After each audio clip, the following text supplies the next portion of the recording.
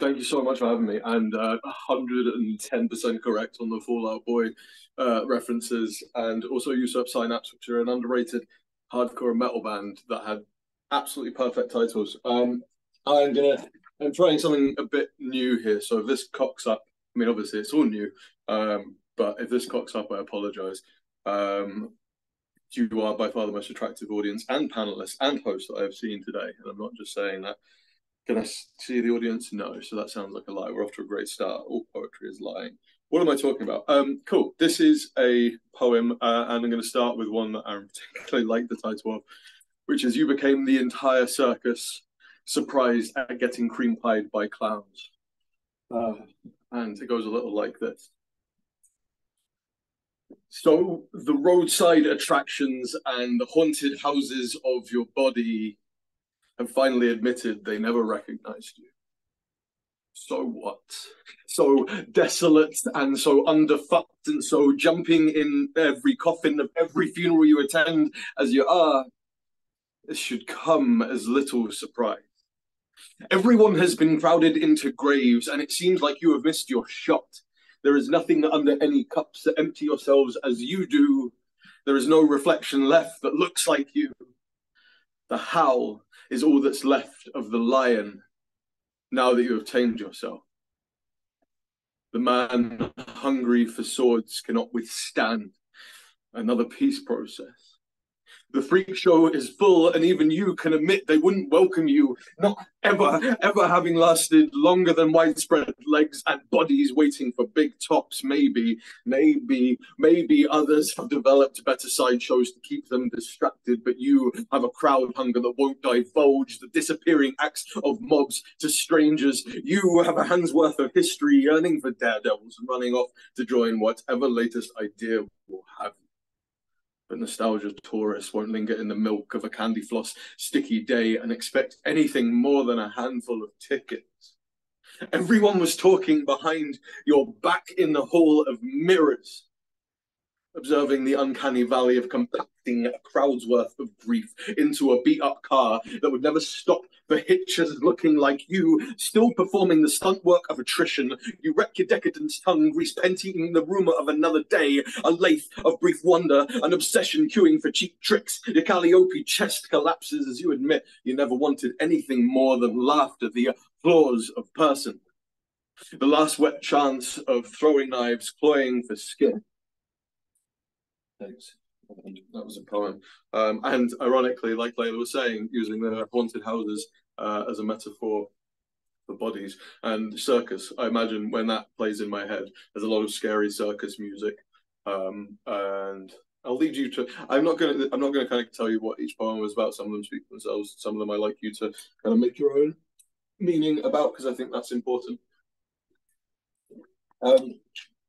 This next one is going well ahead of me where it shouldn't do. Hang on one moment. There we go. It's called Simulating Wound Healing from a Growth Perspective, and it goes a little something like this. Scorpio moon, corduroy skin of a wrecked childhood. Vanilla paper aeroplanes, bodies as flight plans. Bodies as pleurisy of birds trapped in walls and the songs that they sing to keep themselves aloft. Everything we were unsure of. Sycamore narratives and the chokehold that Flower by Kenzo had on me. I am sorry you were so compassionate. I wish there had been something to save us rather than each other. We devoured.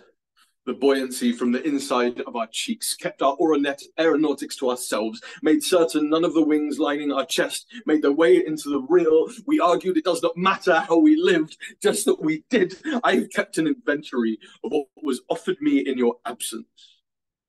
Front seat passenger rights. Airways dismantled and talk therapy concrete throats, poor replacement for you, but all I am deserving of. Our Wrigley spearmint-laden voices get flight secrets from the fall of our bodies, left hollow bones fluent in gift shop memories. Years later, I am pulling wishbones from my dreams. People still stop and ask me where the rest of me is. I don't tell them about the osteotomies that keep me from flying. I don't ask them as I would you, throat bird. Will you lull your song into me and apologize for colonizing my body? It is too long to keep grieving the clipped wing of a boy missing the gastrolith and lore from his skin. But the waxwings and the grackles and the orioles begging their autonomy from our lungs are what defined us. Our bodies are black box recorders for a childhood that was never designed to be got out of alive. I am a husk of a man, birdless and still wondering why I can't fly. I have little remaining to me but blurry pictures I can't bear to look at and a history in aviation English that I cannot pass to civilians. I salvaged it all anyway. The bruise receipts, microdosing contact, the avian kingdom of excuses, quiet fire, the parallels of tomato hearts and wrists, tourmaline soft, even the conversations about dead friends. I kept it all. So help me, but I had to. Thanks. I'm midway through that. My projector has run out of battery, as I suspected it would, which is what I get for not being prepared enough to charge it up beforehand, but we will continue moving without the bright flashing lights behind me. I hope you're all well. Thank you so much for giving me the opportunity with this book. This book is a number of things, and like it kind of progressed from when I was frantically typing it out and going through it and writing it was, as I find with all work that I do, a kind of illuminatory and horrible experience in many ways. But like, once it's all out, it's like a purging, and I find that's very useful for me. I tend to the abstract and surreal, and people kind of often tell me you need to see that universality, right? It needs to be specific, but it needs to be situations that people can relate to. So this last piece that I'm going to do, I kind of give a bit of context to it. I think the poem speaks for itself, but just in terms of context, I'm sure this is an experience like everyone has had. You know, when there's a global pandemic and you've broken up with someone, and you know, 2 years after the fact, you kind of have a dream in which they appear, and you, taking cues from the dream, decide to then go out and just contact them and light stuff. Go, hey, I hope you're keeping well. Sorry about everything that's gone on.